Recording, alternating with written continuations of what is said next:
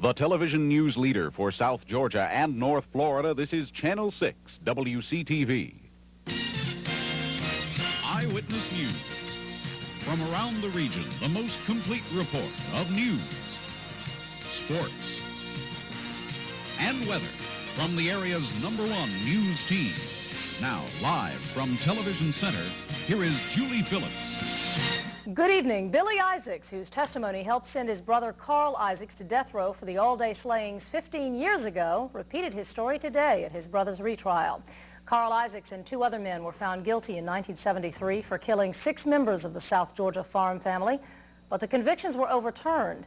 Eyewitness News reporter Roxanne Butler tells us tonight prosecutors hope testimony from the defendant's brother will help convict Carl Isaacs once again. Billy Isaacs took the witness stand to testify against his older brother, Carl Isaacs, for the 6 murders of the Ned Alday family. The courtroom reunion was the first time in 14 years that the Isaac brothers have seen each other. The star witness has attracted more spectators than this trial has seen so far, some driving as far as 100 miles to hear Billy on the witness stand. After breaking out of a Maryland prison, Isaacs and 2 escaped convicts picked up Billy, and then the foursome headed south. While on the back roads in South Georgia, Billy told jurors they were short on gas. Billy says it was Carl's idea to burglarize the all-day home that was nearby, and he described the bloody scene that followed as the farm family returned from the fields. I walked almost into the living room from the kitchen.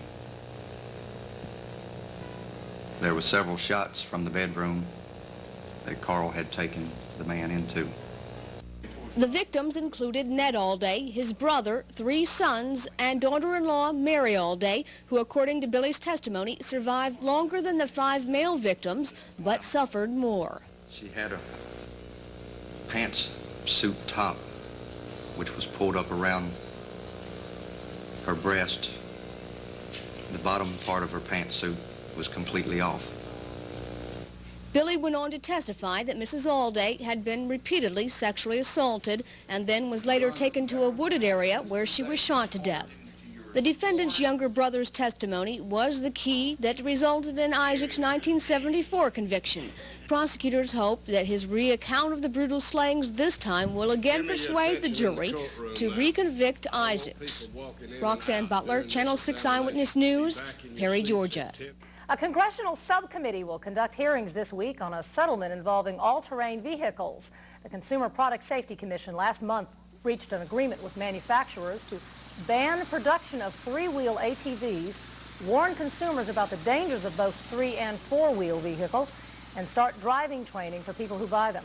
Subcommittee Chairman Georgia's Democratic Representative Doug Barnard wants manufacturers to recall 3-wheeled ATVs already sold. State legislators in Georgia have passed a new bill raising the speed limit on rural interstates to 65 miles an hour.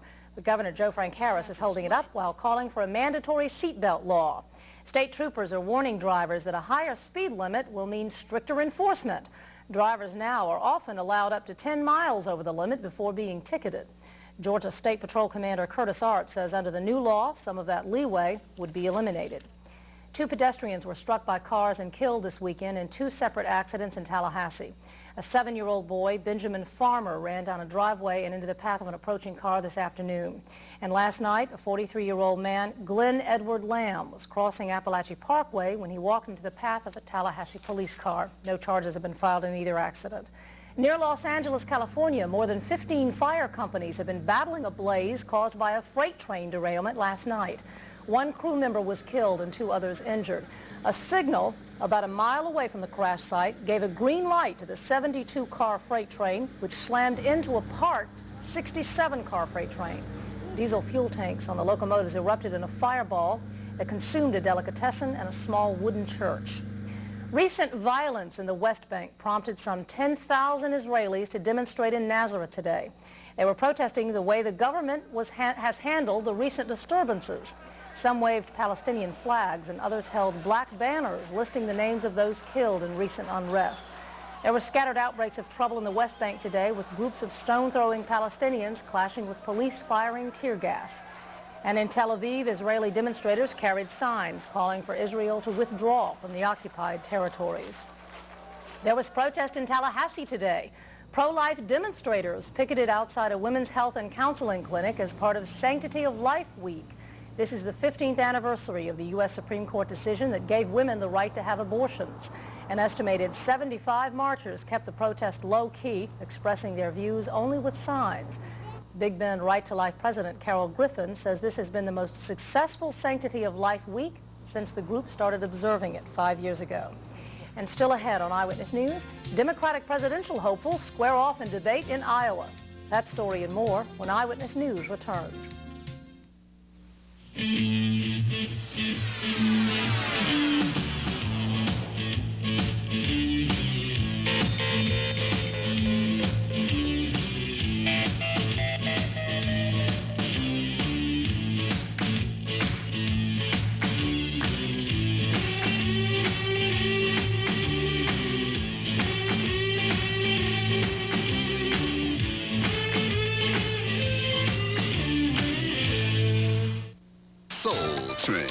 Television's longest-running syndicated music program and the hippest trip in America with guest stars Ray Parker Jr., Shanice Wilson, Miles J. See Soul Train Sunday night following Entertainment This Week on Channel 6. This is the show that's got all of America spellbound. I'm the wheel watcher. I'm the wheel watcher. Every day. I love to play. I'm the wheel watcher. I'm the wheel watcher. Become one now. Take a test spin today. Watch Wheel of Fortune. Join us for Wheel of Fortune, weeknights at 7 on Channel 6. With just 2 weeks to go before the Iowa caucuses, 6 of the Democratic presidential candidates squared off again this weekend for a series of debates. Bruce Morton reports the topic this time was agriculture. At the cattle auction in Stuart, prices were good. Farmers who were losing their farms 4 years ago are doing better now, but they know it's all because of government subsidies. The trouble is, the subsidy is very expensive, more than $20 billion a year. And Democratic candidates in their farm debate today insisted it wasn't a good answer, that it helped the big grain companies, the barracudas, Jesse Jackson called them, more than it did family farmers. To stop the conglomerates of the barracudas up top on the one hand, on the other hand, to strengthen family farmers. How? The candidates agreed on some things, more money for research, new uses for agricultural products. Ethanol, biodegradable plastics, road de-icers that can be made from corn. They disagreed about other things. The problem farmers have today is that they cannot get a price for their product. Gephardt sponsors a bill which, if farmers agreed, would impose stiff controls on production, thus forcing prices up. But wouldn't that mean higher food prices and losing exports? The salvation for agriculture in this country is in trade. It is not in locking up our borders. Because we have low prices, we are exporting more to other countries, yet our farmers are getting less from those exports. Farm policy and trade policy are complicated, but at the Stuart cattle auction there was some support for production controls and higher prices. You cut supply, you're going to, make demand. A lot of the farmers here didn't like any of the candidates. A lot were uncommitted, but some had heard of Gephardt's bill to limit production and liked it and him. Bruce Morton, CBS News, Stuart, Iowa. Presidential candidates will have to work hard between now and the primaries to get voters to the polls. Florida is among the lowest states in the nation in numbers of registered voters. Eyewitness News reporter Dick Kane tells us how election officials around the state are trying to change that. The Sunshine State is more like the apathy state when it comes to getting out the vote. Florida ranks 43rd in the nation in voter participation. In an effort to boost that ranking, the State Association of Supervisors of Elections is kicking off a voter registration drive. The multimedia campaign features television ads aimed at Floridians between the ages of 18 and 44, the biggest block of non-voters. The ads highlight the consequences of voter apathy. Because if the balance of power gets too one-sided, it becomes absolute power. Then maybe you'll have to get a registration card. But it won't be for voting. The Florida Association of Broadcasters is offering the spots to all its members. Executive Director Bob Foss says the ad campaign tries to take a different approach. It's rather stark, and it calls your attention to the ad. I think that we need to do that. We become complacent about registering to vote and voting, and perhaps we shouldn't be so complacent about that. Dot Joyce, the director of the state's Division of Elections, has one theory on why so many people don't vote. We keep hearing supervisors of elections in Florida tell us that what they are hearing mainly from the people in Florida, the reason they're not registering to vote is because of jury duty. Florida will conduct 4 statewide elections this year, starting with the presidential preference primary on March 8th. Register to vote. Get the card. Get the power. Dick Kane, Channel 6 Eyewitness News, Tallahassee. The belongings of former Texas Governor John Connally were put on the auction block today. Connally, who filed for bankruptcy in July, is hoping to raise up to $2 million to help pay off creditors. Among the items up for sale were a tablecloth, which brought $1,700, and a leather saddle, which sold for $10,500. Collectors, bargain hunters, and history buffs were among the bidders. The crowd also included a lot of socialites who simply came to watch. Well, today was gorgeous, but tomorrow will bring a little shade and some more changes. Mike Roberts with a complete weather picture when Eyewitness News returns.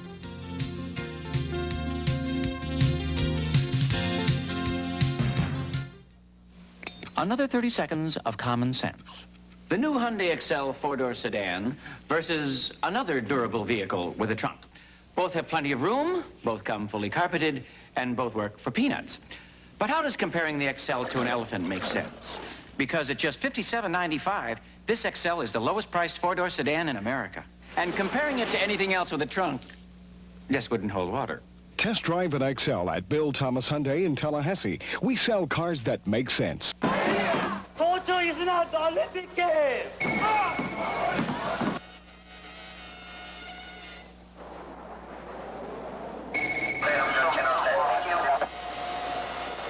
This is U.S. Navy warship. No further information. For the very first complete news of the day, see the Good Morning Show each weekday at 7 on WCTV Channel 6. We take you where the news is, anytime.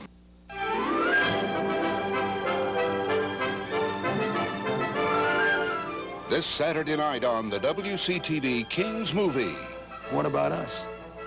Are we in love? Lee Remick stars in the romantic drama Torn Between Two Lovers. I told him about us. I didn't tell him I was leaving him. It's no game, Diane. See Torn Between Two Lovers this Saturday night at 12:30 on WCTV Channel 6.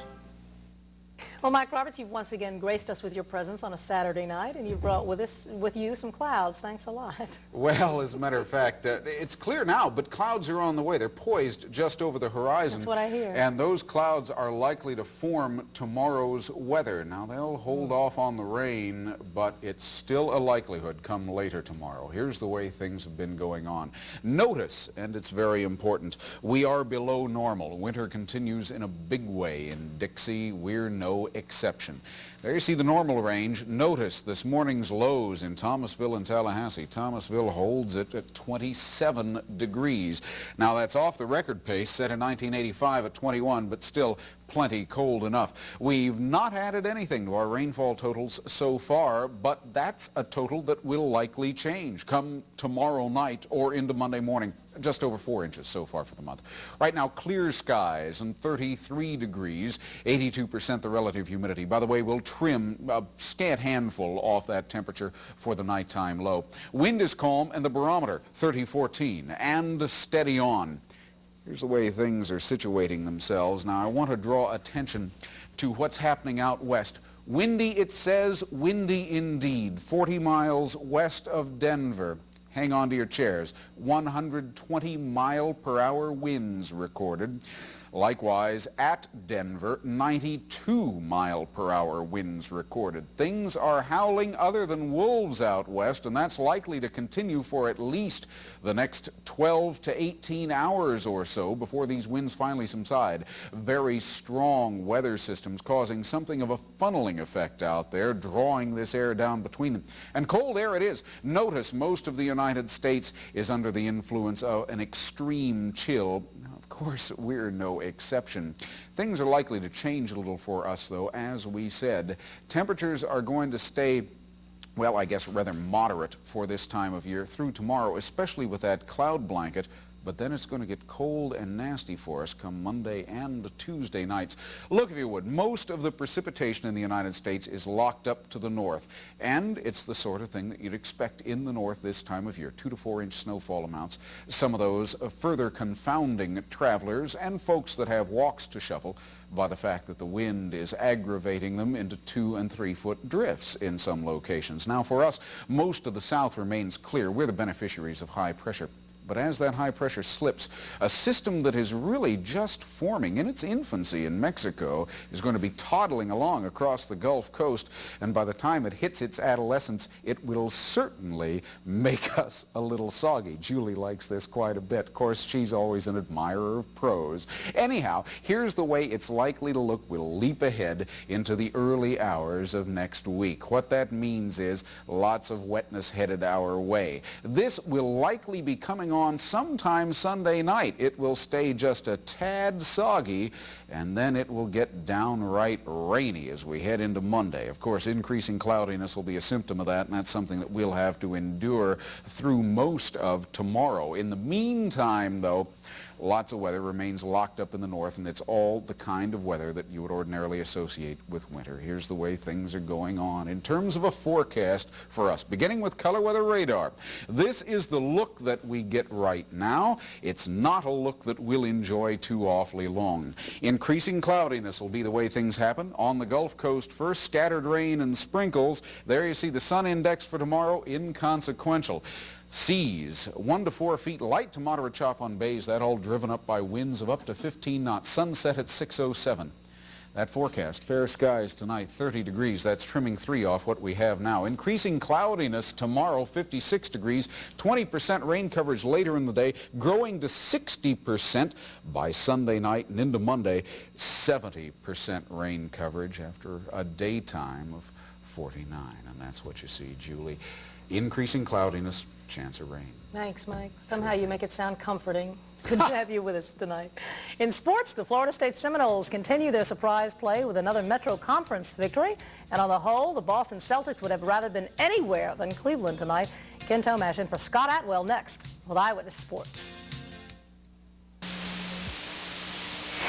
All right. Look at the first president to live in the White House. Oh, who is John Adams? Right. Okay, presidents for 200. Wow, Alex Trebek. He wasn't a president.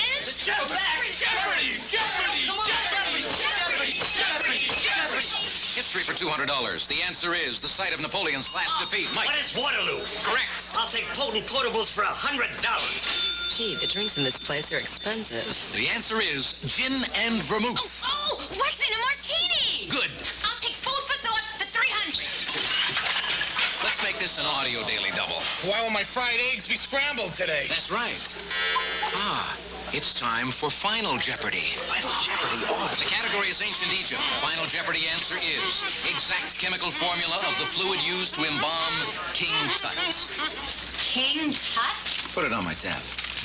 Jeopardy's the language of Jeopardy. Oh, be sure and phrase it in the form of a question.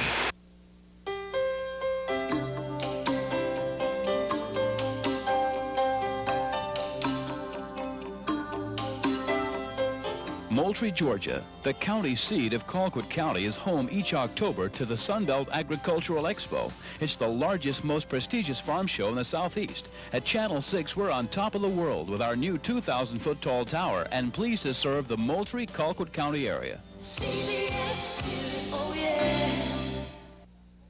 Well, Ken, can the Seminoles keep it up? Well, people have been waiting for them to fold, but they are not playing like a team that's going to give up that run anytime soon and fall down. They've been playing exceptionally well since Christmas. They're young, not real tall, and not overly fast. They're Pat Kennedy's Florida State basketball team. What they also are is the first-place team in the Metro Conference again this evening after a hard-fought win at Cincinnati today. The Tribe came in 10-4 and 2-0 in the league with 2 big wins at home to open the Metro schedule. But this time they did it on the road in the Cincinnati Gardens. First half, FSU used defense to set up offense. The steal, George McLeod all the way on the break. Draws the foul. FSU up by 5 early on the 3-point play. The Bearcats, though, played tough in the first half. Cedric Glover's 16 points helped. 2 of them on the 14-footer. Game tied at 20. But FSU went on a 20-7 run the rest of the half. Tony Dawson in the middle of the run with 12 points. 40-27 Knowles at the half. Cincinnati closed within 6 several times in the second half. Here's one time. Ronnie Ellison had a game-high 25, 3 of them on this bomb. And bad thumb and all, George McLeod led the Tribe with 20 points. Here, the turnaround in the paint. FSU led by 5 late. Till under 30 seconds to go. Ellison with another three-pointer. Cut it down to 73-71. And it came down to free throws. Theron Mays hit one, but he missed the second. The Bearcats rebound with a chance to tie it up if they can hit another three-pointer. They bring it up court, down by 3. Roger McClendon takes the final shot. No good. FSU hangs on against a scrappy Cincinnati team, 74-71 today. The Tribe with 6 straight wins now, an 11-4 record. Most importantly, 3-0 in the conference, with Metro rival South Carolina coming in Monday night. 6th-ranked Pitt and number 11 Oklahoma played a great one in Norman. The Sooners' Mookie Blaylock with the steal. Ahead to Harvey Grant for the slam. 24 turnovers killed the Panthers today. Pitt cut into a 19-point Sooner lead in the second half. Demetrius Gore with a three-pointer.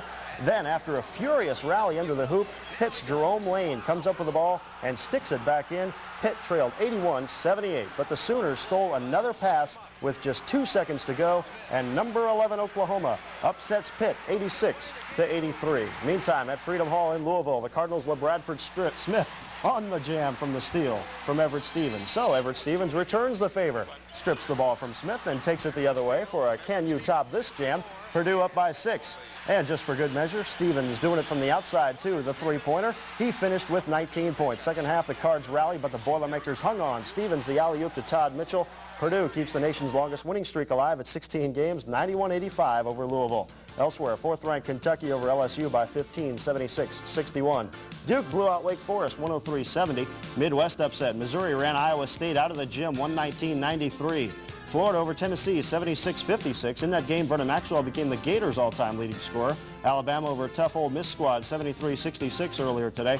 SEC action tonight. Georgia loses to Mississippi State 80-72. Auburn a 4-point loser to Vanderbilt 75-71. Florida State's next opponent, South Carolina, loses to Clemson 69-65. Another Metro team, Southern Miss, now 13-2 after beating Tennessee Chattanooga 98-84. The Rattlers of FAMU beat Delaware State 85-73 tonight. The Lady Rattlers also winners 71-60 over Central Florida. Valdosta State a double winner tonight as well. The men's team beat Tennessee Martin 73-63, and the Lady Blazers were 94-70 winners also over UT Martin. In the NBA, the Boston Celtics came into tonight's action in first place in the Atlantic Division. The Cleveland Cavaliers were the last place team in the Central. But, you know, in the NBA, it's not always easy to stay on top night in and night out. Sooner or later, you're going to fall. Just ask the Celtics as they came into Cleveland tonight. It was easy early on. Danny Ainge with a three-pointer for the 23rd straight game. The record continues, Boston by 3. The Cavs get it inside to Brad Daugherty. Beats Parrish to the glass. Cleveland leads it by 3. Second half, Cleveland opens it up. Mark Price pops for 3. Cleveland by 10. And when you're hot, you're hot. At the buzzer, Del Curry from 40 feet.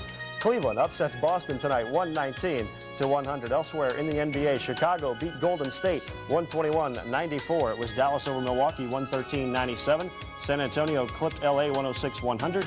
And in the second, the Knicks lead the Kings 27-24. They didn't win any money, and they don't get to face Larry Holmes next, but the combatants in this fight from Friday night between the Lakers and Knicks won themselves some time off. The Lakers' Michael Cooper and Pat Cummings of the Knicks have been suspended without pay for a game for their parts in the brawl last night.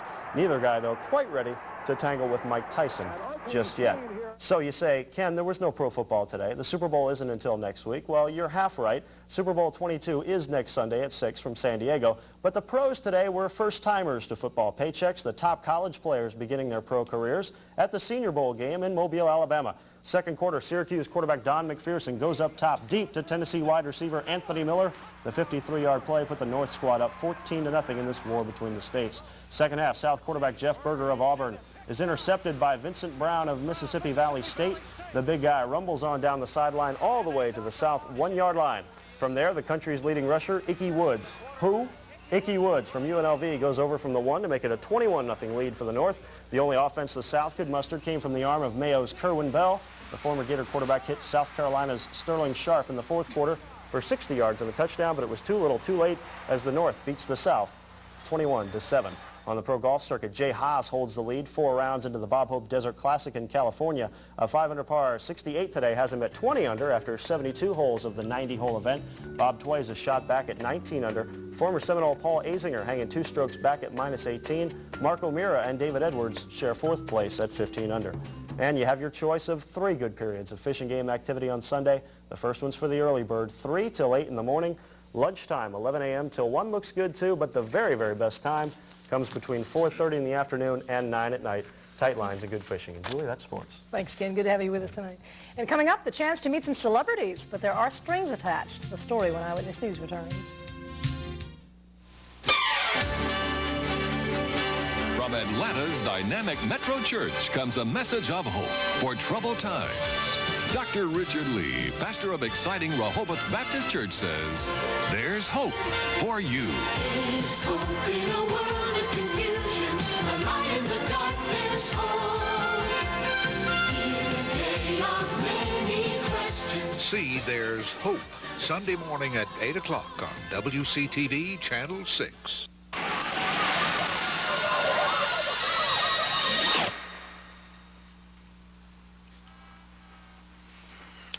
Now, kid, all you gotta do is be cool. You just give the stuff to your best buddies. You take it to a party. Tell your friends it's a great high. They should just try it. Tell them you can't hurt them. I can do that. Yeah, it's easy. Those kids are gonna be a pushover. Because they like you. You're a hotshot, right? They'll love you for it. So how much do I charge? Right now, nothing. Nothing. Just give it away. Let them have a free taste. Then you watch.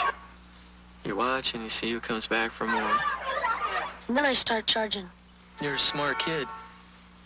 You have a good day at school, Billy boy.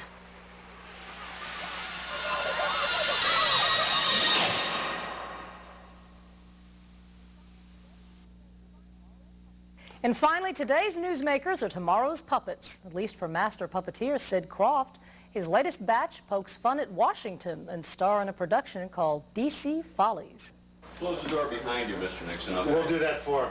No, this former president isn't going into acting. Welcome to a rehearsal of D.C. Follies, a bipartisan parody production of former presidents, famous patriots, and other film personalities who weekly wander into the bar that human host Fred Willard tends. What these characters have up their sleeves are a cast of talented puppeteers. This is for the bikes whose husband wants too much sex. Add the voice of John Rourke. If I wanted, what's your name? Great legs. It's not much up here, but what you gotta do, And Louise Duarte. Very simple. And all it requires is olive oil and Air Force One. And you've got an all-star cast without agent problems. In addition to Dr. Ruth, Louise Duarte does all the female characters on the show, including Whoopi Goldberg. Whoopi's one of my favorite gals to do because, she's cool. You know what I'm saying? She's real cool. The creative forces behind this puppet pandemonium are these two guys, Sid and Marty Croft. Marty, that was the ex-president. Yeah, it's pretty scary. I think to see yourself as a puppet. Even though he comes from 5 generations of puppeteers, and even though the show's comic life is in lampooning today's newsmakers, Croft insists... My brother and myself will not allow anything that is going to hurt anyone. That's a line they won't cross, he says. Gloria Hillard's Hollywood. Opens up a world of endless opportunities. That's Eyewitness News this Saturday with Ken and Mike. I'm Julie Phillips. Thanks for joining us. Enjoy the rest of your weekend. Good night.